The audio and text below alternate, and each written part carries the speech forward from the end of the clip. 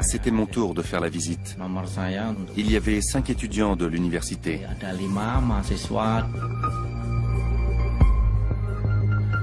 On est allé dans les combles.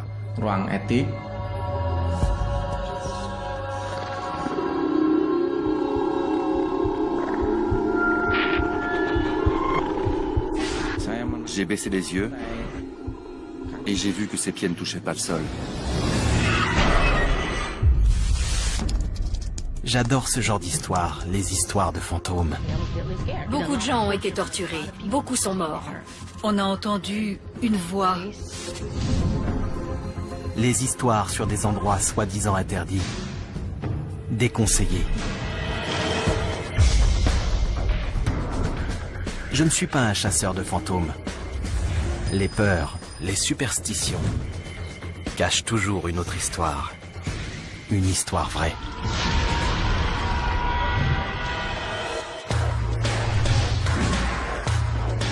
Que s'est-il vraiment passé ici?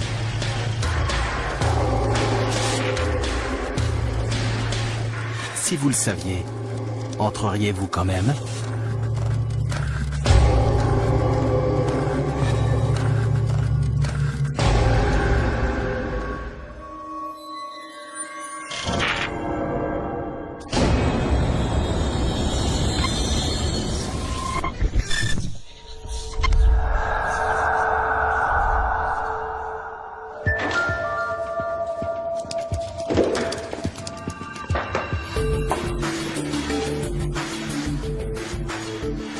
L'Indonésie est composée de plus de 17 000 îles.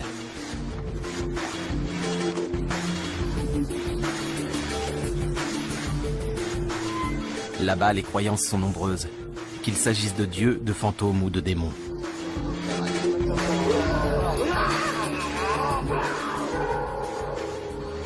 Magiques, mystiques ou terrifiantes, ces entités sont omniprésentes en ville comme à la campagne. Les publicités en rapport avec le paranormal sont monnaie courante. Les chamans appelés dukun peuvent devenir de vraies célébrités. Beaucoup considèrent que ces phénomènes font partie de la vie quotidienne. Même le président indonésien a déjà pris position sur le sujet. Nous sommes en pleine période électorale. Le président et le vice-président vont être choisis. Beaucoup utilisent la magie noire. C'est vrai. Ma famille et moi en faisons l'expérience. C'est extraordinaire. Oui. Elle est utilisée sous de très nombreuses formes.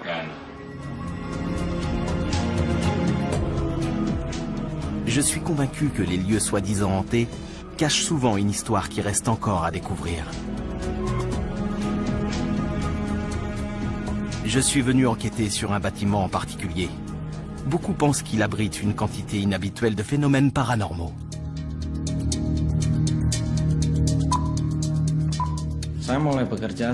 J'ai commencé à travailler comme guide au Lawang Sewu en 2007. C'est un édifice ancien. On raconte qu'il est hanté par beaucoup de fantômes.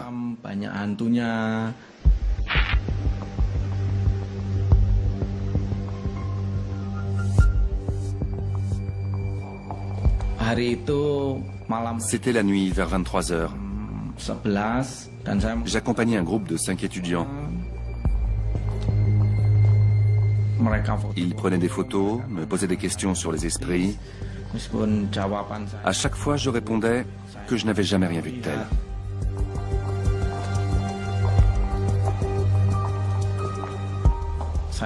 On a pris les escaliers.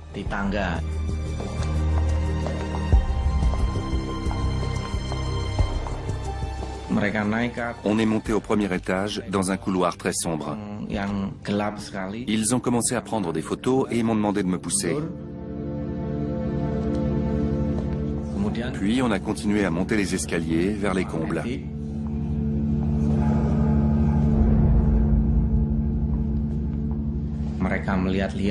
Pendant qu'ils exploraient, je suis allé vers la droite. Je ne me suis pas rendu compte qu'ils ne me suivaient pas.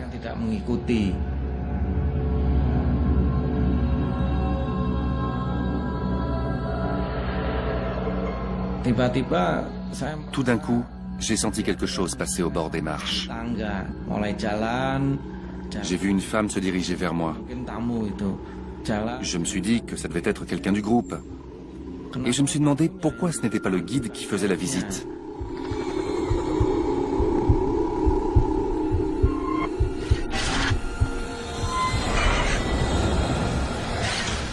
J'ai eu une absence. Et j'ai eu très froid tout d'un coup. Je n'arrivais pas à penser. Je ne voyais que ses longs cheveux et son visage. Il était plein de sang. Elle s'est approchée, de plus en plus près. J'ai baissé les yeux et j'ai vu que ses pieds ne touchaient pas le sol. C'est là que j'ai compris que c'était un fantôme.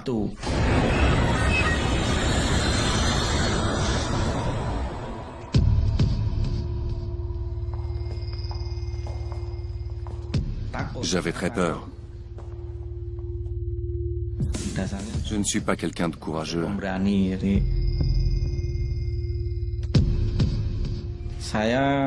Je suis né à Java, donc je comprends la culture d'ici.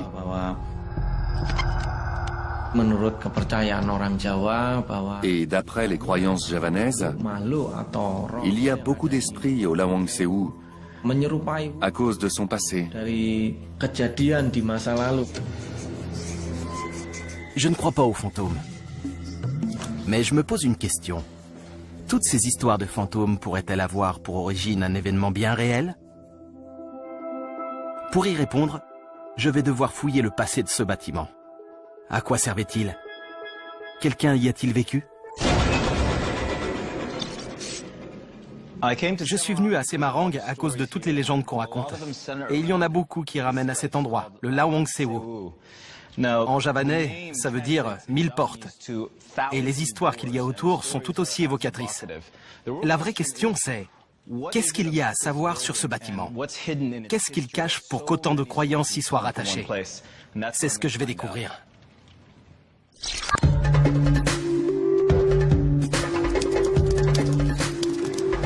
Semarang, capitale de Java centrale. Ce port qui s'étend à perte de vue a plus de 1000 ans.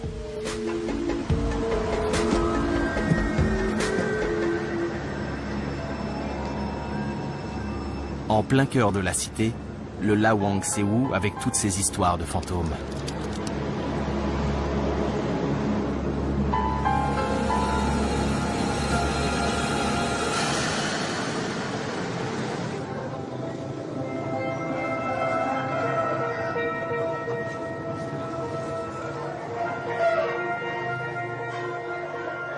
L'Indonésie est le pays qui rassemble le plus de musulmans au monde.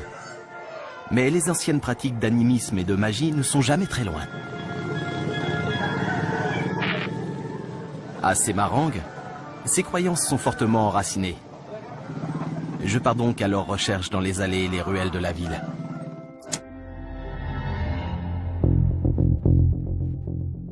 C'est un peintre médium, Andreas, qui va m'initier au monde surnaturel de Java. Il dessine et peint sa vision des dieux et des démons indonésiens sur à peu près tout ce qui lui tombe sous la main.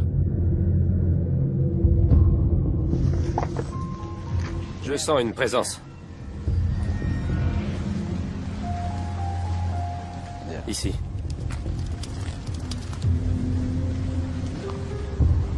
Ici. C'est la femme.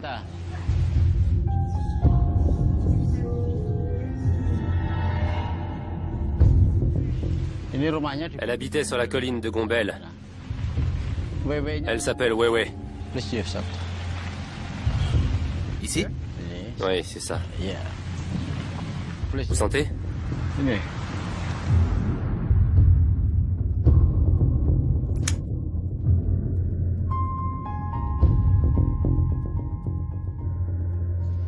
On croit beaucoup aux fantômes en Indonésie. Parlez-moi des légendes les plus courantes. Il y a le monde des esprits. Les esprits sont des humains qui sont morts. Ensuite, il y a les Siluman, une sorte de génie. Ils pratiquaient la magie noire. Et à leur mort, ils sont devenus des Siluman. Ce sont des serpents, moitié animaux, moitié humains. La troisième s'appelle Wewe. Une femme nue. Oui, oui. Elle a de gros seins.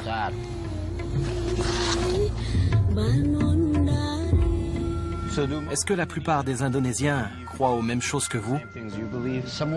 Oui. Avant, tout le monde pratiquait l'animisme.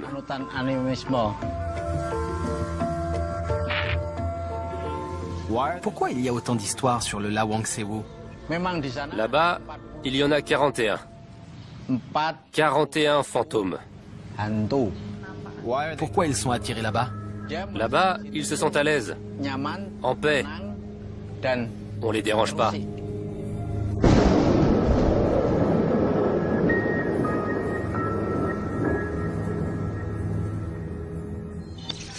Légende du Lawang Sewu.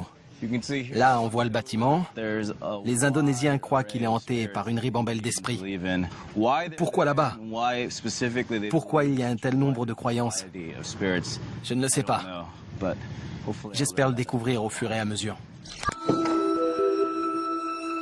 D'après Andreas, les fantômes de Lawang Sewu sont paisibles, tranquilles. Mais le spectre que Bernard a vu était ensanglanté. Et donc pas vraiment paisible. Juste histoire de vous montrer à quel point les superstitions sont répandues ici. Je suis allé dans une librairie et j'ai trouvé plusieurs magazines exclusivement dédiés aux histoires de fantômes et aux récits surnaturels. Quand on les feuillette, les illustrations sont à mourir de rire. On voit des démons, des fantômes, des femmes échevelées, et ce que je préfère, des pubs pour des sorciers qui font de la magie noire. Le fait que j'ai trouvé ça en moins d'une heure dans une seule boutique vous donne une idée de la banalité de ce genre d'infos et de croyances ici.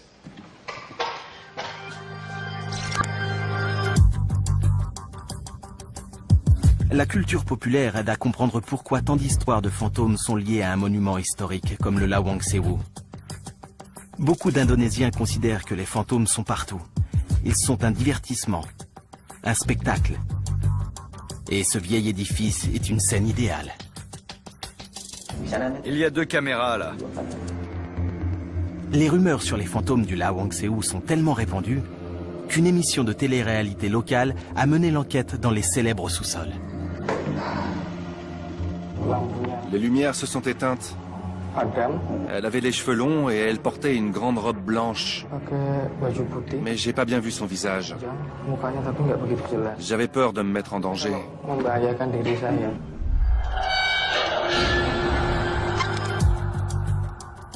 Beaucoup de gens prétendent avoir observé des phénomènes paranormaux dans ces sous-sols, notamment le fantôme d'une femme en robe blanche. Ça ressemble à l'esprit qu'a vu Bernard.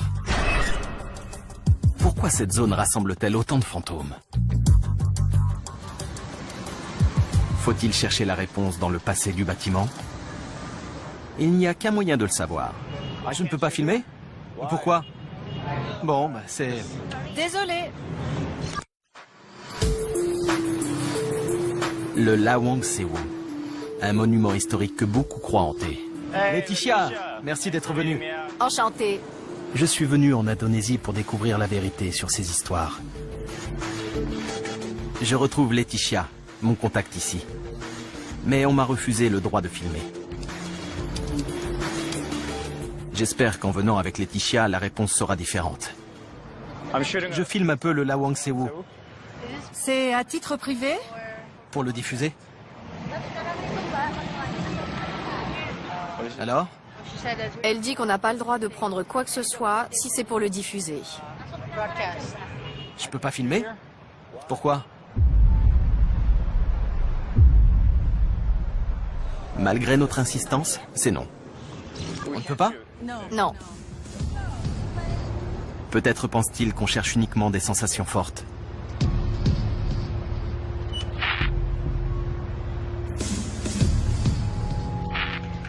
Elle m'attendait. Oui, désolé. Pas grave, t'as essayé.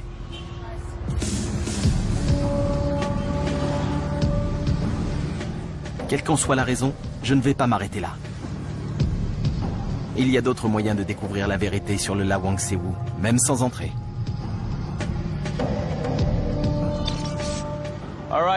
Je suis arrivé au Lawang Sewu et on n'a même pas voulu me laisser entrer. Mais je vais continuer à me balader, à explorer. Je vais parler avec les gens pour essayer d'en savoir plus sur ce bâtiment. Il y a un train juste devant, donc il y a déjà un rapport avec ça. Puisque la sécurité n'a pas voulu de moi, je vais aller voir les guides pour leur demander s'ils ont souvent rencontré des phénomènes paranormaux, comme la femme en blanc du sous-sol.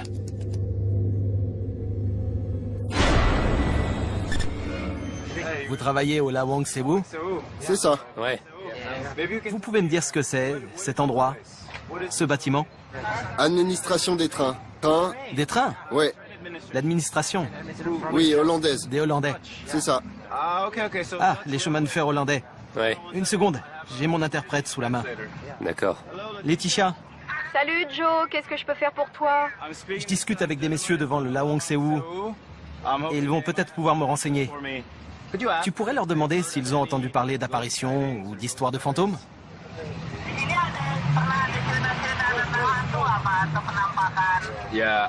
Oui, il y a des histoires, mais pas tant que ça. Tout le monde ne peut pas voir ces choses-là. Je suis venu ici à cause des histoires qu'on m'a racontées, notamment quelqu'un qui est guide, comme vous. Et vous, vous avez des choses à raconter? Moi, j'ai vu quelque chose. C'était en 2006. J'ai été poursuivi par un Gwenderuwo au sous-sol. Je ne l'ai pas revu depuis. Vous le décrivez comme étant noir, poilu. Qu'est-ce que c'était? Un homme très grand, poilu. Vous avez entendu parler d'une femme? Oui. Oui. Il y a des histoires sur une Hollandaise.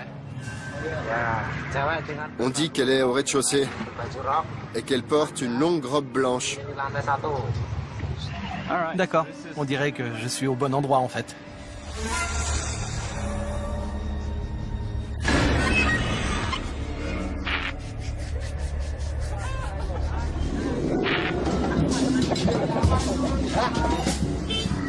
Je comprends pourquoi les responsables du Lawang Sewu étaient inquiets à l'idée de me laisser accéder au monument.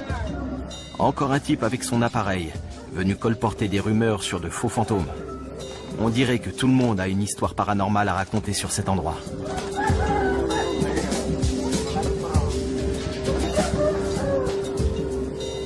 Ce bâtiment est une sorte de théâtre de l'absurde.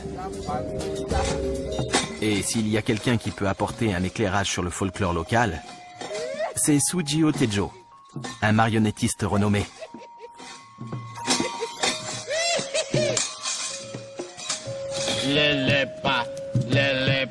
Panganale iwa entah lalapane prabanguya tak pangandeng kulon noma apa jentit lololo tak pangandeng kulon noma. Sujio, vous pouvez me parler un peu de votre art? C'est le Wayang Kulit. Sur la droite, il y a le côté blanc et sur la gauche, le côté sombre, qui représente les fantômes, les mauvais esprits, etc. Pourquoi on l'appelle Wayang? Wayang veut dire Bayangan, c'est-à-dire ombre. Ombre. Ombre.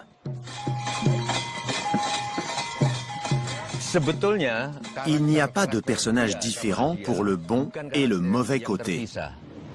Ça veut dire que les deux, le positif et le négatif, sont potentiellement présents dans une même personne.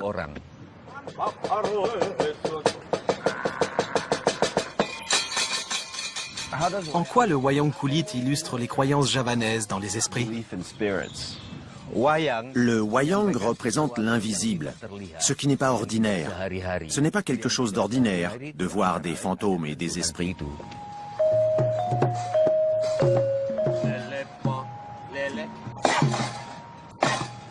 On est très influencé par l'islam. Le surnaturel peut se manifester sous la forme de Dieu ou des anges. Mais pour les Javanais, les fantômes et les esprits aussi sont surnaturels. Le bien contre le mal, l'ombre et la lumière. Cette forme théâtrale fascinante est fondée sur les contrastes. Et il semble qu'en Indonésie, les fantômes soient un bon moyen de se divertir.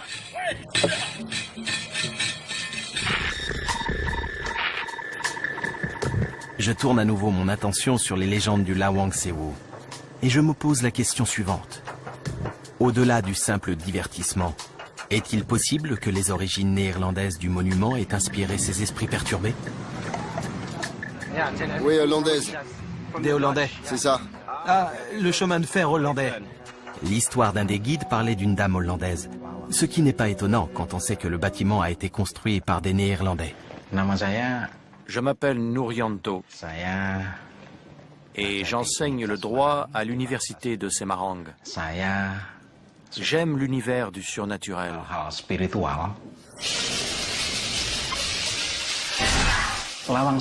Je crois qu'il y a beaucoup d'entités invisibles au Lawang Sewu. Vraiment beaucoup.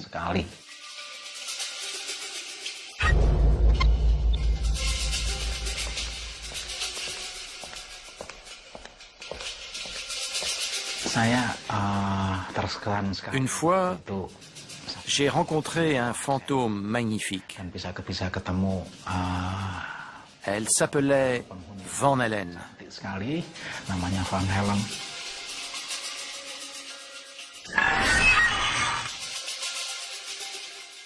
La première fois que je l'ai vue, elle était assise, seule, en silence. Elle était en larmes.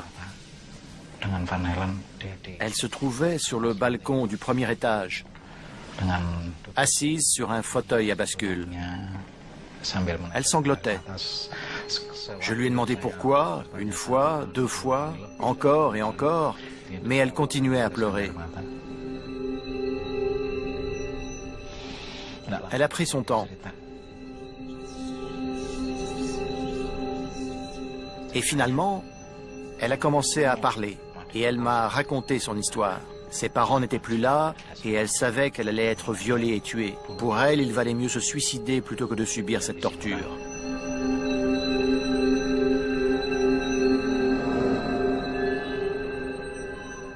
Pour moi, Van Helen est une bonne entité. J'ai pitié d'elle. Vraiment.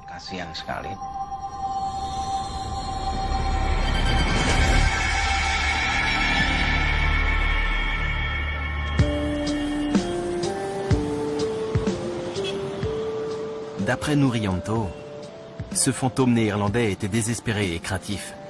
Une tragédie a-t-elle touché ce lieu, cette ville, ces gens? Pour le savoir, il faut que je me penche sur le passé colonial du monument.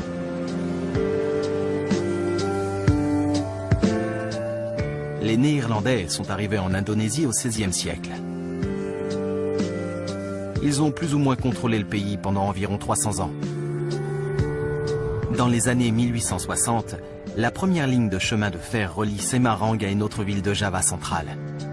Une quarantaine d'années plus tard, le Lawang Sewu devient le centre du système ferroviaire néerlandais. Ces trains qui traversent Semarang et le Lawang Sewu, que transportent-ils de si important ?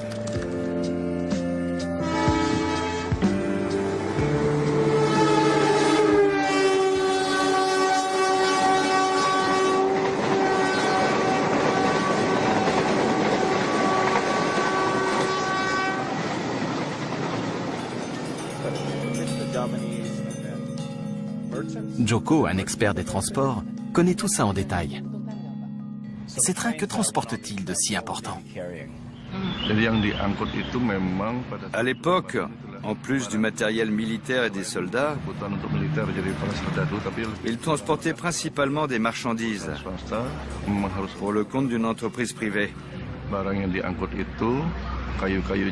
Il y avait du teck, des denrées comme du sucre, du tabac, destinées à être exportées en Europe. Et tout ça au profit du gouvernement néerlandais. Qui a construit les lignes? Qui étaient les ouvriers? Qu'est-ce qu'ils ont subi et combien ils étaient? Jadi maksudnya Pak, siapa yang dan ada berapa banyak kira-kira? Le système en place était celui du RODI, le travail forcé. Les ouvriers n'étaient pas payés pour construire ces voies ferrées. Et tout le long du tracé, on a forcé les villageois à participer aux travaux.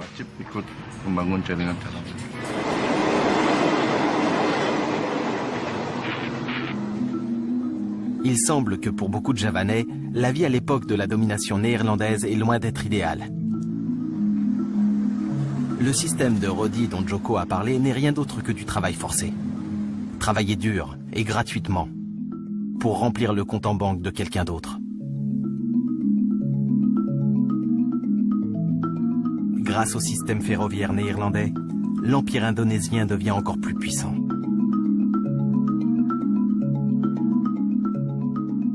Des produits très demandés transitent depuis les plantations, à l'intérieur des terres jusqu'à Samarang, où elles sont expédiées par bateau pour répondre à une demande internationale grandissante. Plus l'acheminement est rapide, plus vite l'argent rentre dans les caisses. Et plus les profits augmentent, plus le ressentiment des Indonésiens croît lui aussi. Je suis au centre des archives et j'ai visionné des images, sûrement prises par les Néerlandais, qui montrent à quel point leur réseau ferroviaire était développé.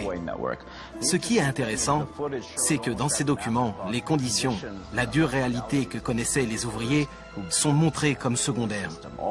C'étaient tous des gens de la région, des Indonésiens, qui ont bâti à la sueur de leur front une machine financière d'une ampleur incroyable. Ce film illustre clairement l'importance du Lawang Sewu, le centre névralgique où arrivent les denrées en provenance des plantations de Java. Il montre aussi à quel point, à l'époque, l'Indonésie est un paradis pour les colons.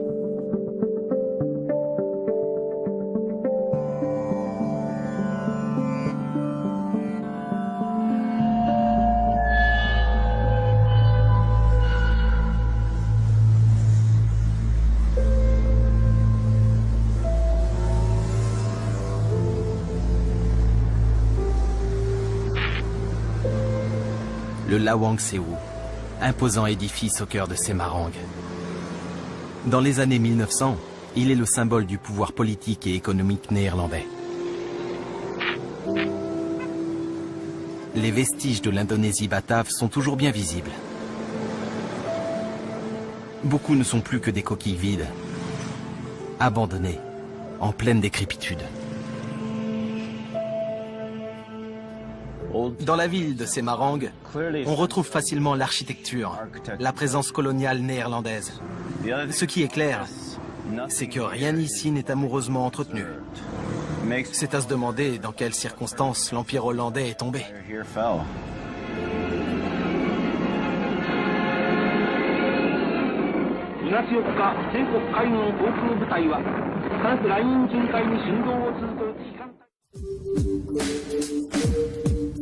Ce qui m'a attiré en Indonésie, ce sont les histoires de fantômes entourant le Lawang Sewu, l'ancien siège du réseau ferroviaire néerlandais.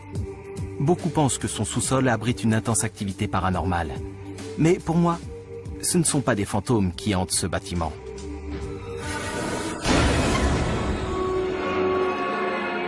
C'est son passé.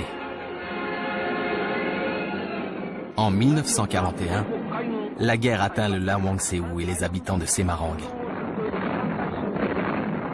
La guerre mondiale va tout changer. Les Japonais attaquent et ne font pas de quartier. Les colons néerlandais sont renversés.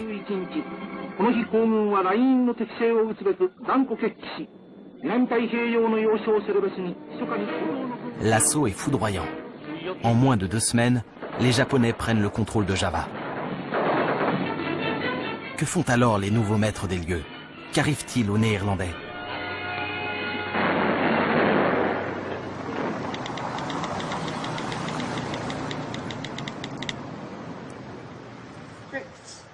J'ai réussi à obtenir le témoignage le plus direct possible de cette chute. Anna est la petite fille d'un colon qui a vécu cette période. Comment vivait votre famille à l'époque coloniale? Mon père est né ici. Il a vécu ici jusqu'à l'âge de 8 ans. C'était le paradis. Je veux dire que pour eux, c'était un monde libre, vert, où il faisait toujours chaud et où la nourriture était bonne. C'est le souvenir qu'il en garde. Quand est-ce que ça a commencé à changer? Ça a été très soudain. Il se souvient d'une vie vraiment très heureuse jusqu'en décembre 1941, je crois, l'invasion japonaise.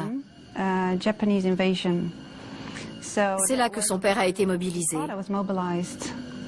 Il a été emmené. Il devait travailler pour les Japonais. 4 ans plus tard, en 1945, la famille a reçu une lettre annonçant qu'il était mort, sur le chemin de fer birman. Donc oui, il a perdu son père. Heureusement, mon père, lui, n'a pas été enfermé dans un camp. Mais ils ont dû se cacher. Les camps de prisonniers, qu'est-ce que vous savez de ça? C'était vraiment horrible. Les Japonais regroupent quelques 130 000 Néerlandais et les enferment dans des camps d'internement. Beaucoup souffrent de la famine et de maladies. Des milliers mourront.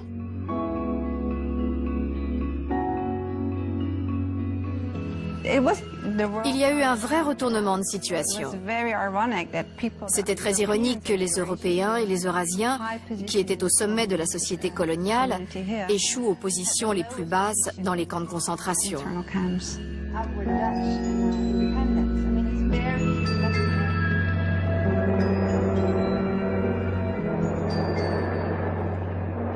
Autrefois rois en leur paradis du sud-est asiatique, les Néerlandais se retrouvent rassemblés et parqués comme du bétail.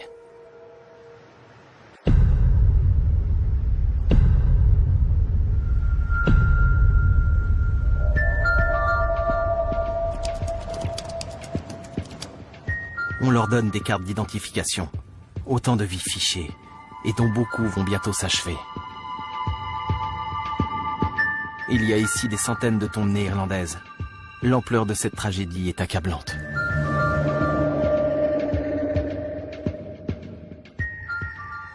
Je suis dans le cimetière néerlandais de Semarang.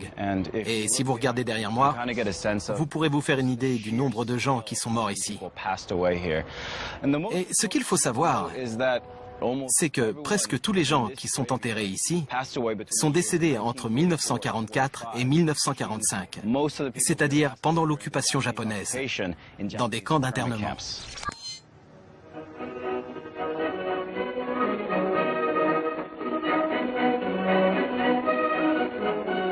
Pour les Hollandais, la fête est finie. Les Japonais contrôlent tout, y compris des structures stratégiques, comme le Lawangsewo. La population locale doit à nouveau se soumettre. L'historien Yang Kitio, qui est né et a grandi à Semarang, connaît bien les événements de cette période. Comment les Indonésiens ont réagi face à l'armée japonaise? À ce moment-là, ils étaient contents. Ils pensaient que leur sort allait s'améliorer par rapport à ce qu'ils avaient vécu sous le joug hollandais. Quelle ironie pour les Néerlandais de voir les Indonésiens accueillir à bras ouverts leur nouveau maître. Mais Yongki explique que l'euphorie est de courte durée. Les Japonais comptent bien diriger l'Indonésie à leur façon. Et ils sont encore plus impitoyables que les Hollandais.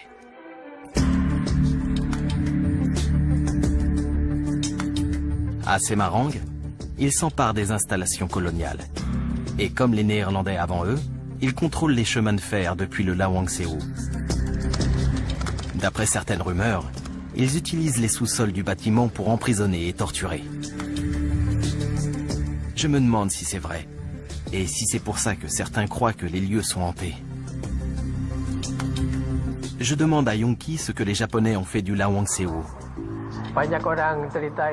Beaucoup de gens évoquent les sous-sols. Ils disent qu'il y a des chambres spéciales.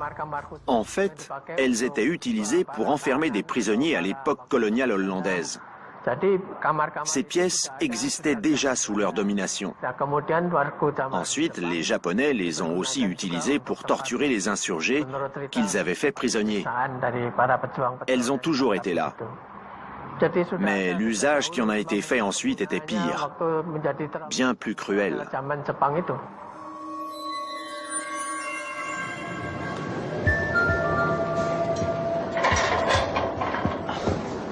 Je suis un peu surpris que Yonki confirme les rumeurs sur les sous-sols.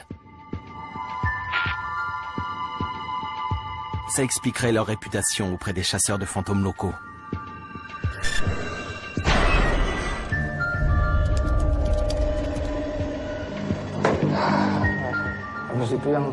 Elle avait les cheveux longs et elle portait une grande robe blanche. Mais j'ai pas bien vu son visage. J'avais peur de me mettre en danger.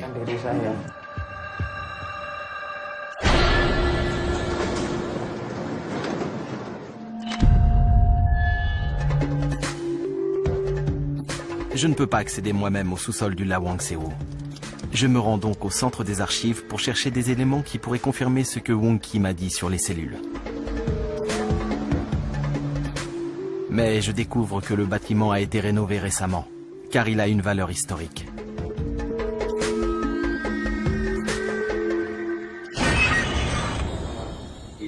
Je contacte Albertus Criswandono, un architecte qui a travaillé sur ce projet. D'après certaines rumeurs, les sous-sols ont servi de prison. Vous pensez que c'est vrai? Que les sous-sols ont servi de prison? Moi, je pense que c'est possible. D'après M. Criswandono, sous l'occupation japonaise, la situation est chaotique et des heurts éclatent autour du Lawang Sewu. Lui aussi pense que des insurgés ont été emprisonnés dans les sous-sols du bâtiment. C'était un contexte très difficile. Beaucoup de gens se battaient autour de Lawang Sewu. Des Hollandais, des Indonésiens. Et les Japonais ont arrêté tous ceux qui s'opposaient à eux et ont transformé les sous-sols en prison.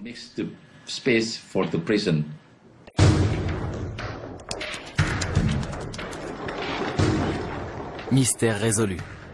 Je suis finalement convaincu, mais l'architecte a éveillé ma curiosité. Il a évoqué ce qui semble avoir été une bataille importante. La voici.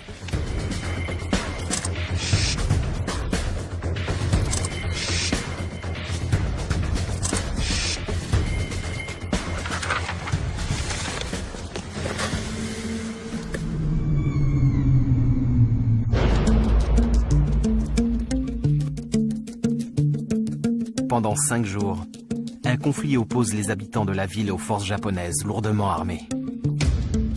Les combats se déroulent au pied du Lawang Sewu. 2000 Indonésiens y perdront la vie. Il y a quelque chose qui cloche.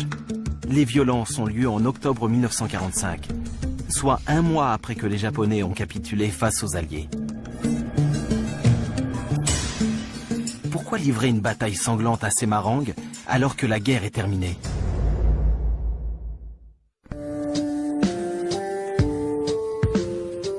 Le Lawang Sewu est un bâtiment au passé riche en histoire. Je suis venu enquêter sur des rumeurs qui le disantaient. Pour moi, ces histoires de fantômes ne sont justement que des légendes. Ce que je cherche vraiment, c'est ce qui a pu arriver par le passé.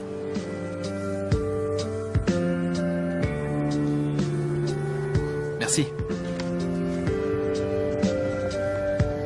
Je suis maintenant convaincu que les sous-sols ont été utilisés comme prison. Mais il reste un autre mystère à résoudre. Une bataille qui a fait des milliers de morts. Pourquoi a-t-elle eu lieu après la fin de la guerre?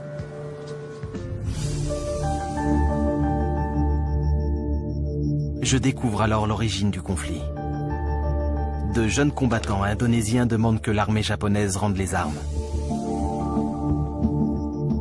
Les forces présentes refusent. Et la situation dégénère rapidement.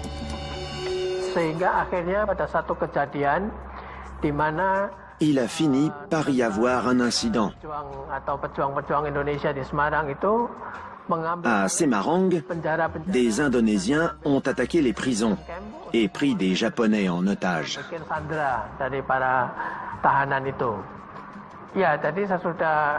Les soldats en question ont été enfermés dans la prison de Bulu. Et par la suite, le commandant Kido a été informé qu'ils avaient été sauvagement assassinés.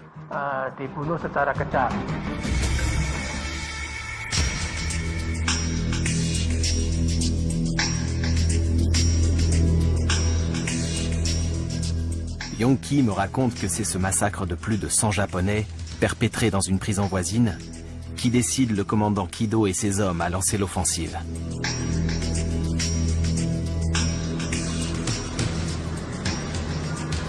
S'il avait accepté de rendre les armes, le bain de sang aurait été évité. Pourquoi le commandant Kido a refusé? Il voulait obéir à son supérieur, qui était à Jakarta. Il avait reçu pour ordre de rendre les armes aux Alliés, et à personne d'autre. En tant que soldat, il voulait respecter le code militaire, obéir aux ordres. Quelles que soient ses raisons pour le peuple de Semarang, cette fin a un goût amer.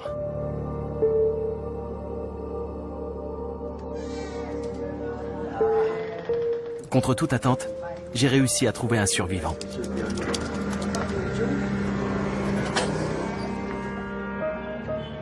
Je suis allé à Semarang et j'ai essayé d'en savoir un peu plus sur l'histoire de Lawang Sewu. À ce que j'ai compris, vous étiez à la bataille de Semarang. Je suis un vétéran. Je suis le responsable de l'association des anciens combattants de la bataille de Semarang. Et je suis retraité de la police.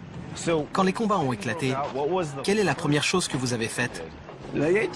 Mon commandant nous a demandé « Qui veut se battre ?» J'ai levé la main et j'ai dit « Moi !» J'étais jeune et je pensais que je me devais d'être un policier responsable.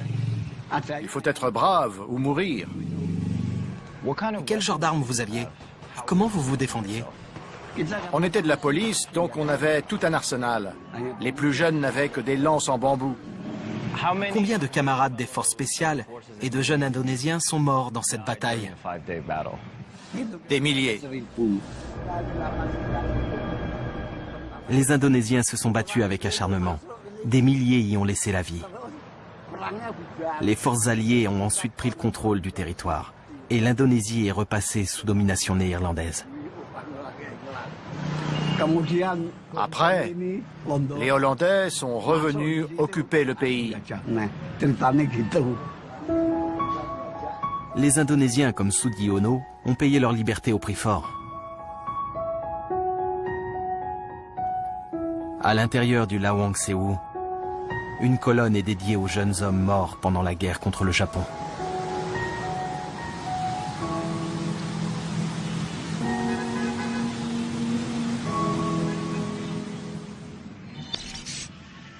Pendant mon séjour à Semarang, je me suis baladé, j'ai parlé à des gens et j'ai recueilli leur histoire sur le Lawang Sewu. Bizarrement, je n'ai jamais eu l'impression de m'en éloigner de plus de quelques rues. Et là, quand je viens voir le monument qui commémore la guerre, je me retrouve à nouveau juste en face du Lawang Sewu. Ce qui est étrange sur ce mémorial, c'est que quand on regarde les visages représentés, on se rend compte qu'on ne peut pas faire de différence entre les victimes et les agresseurs. C'est exactement ce qui se passe dans une guerre. Peu importe qui on est, elle engloutit tout. On ne peut pas la contrôler. Et je crois que c'est ça l'histoire qui se cache derrière les événements du Lawang Sewu.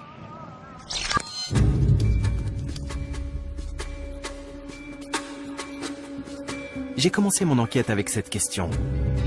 Pourquoi autant de gens croient-ils que le Lawang Sewu est hanté? Qu'est-ce qui s'est vraiment passé là-bas?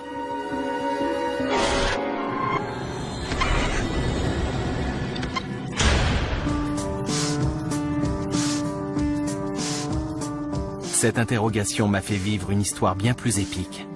Un vrai film d'épouvante pour le coup. L'histoire de la colonisation de l'île de Java. D'un peuple soumis. Le mystère d'une bataille acharnée qui a fait des milliers de morts. Avec elle, les Indonésiens entamaient la lutte pour leur indépendance. Et il leur en a fallu du temps pour réaliser leurs rêves.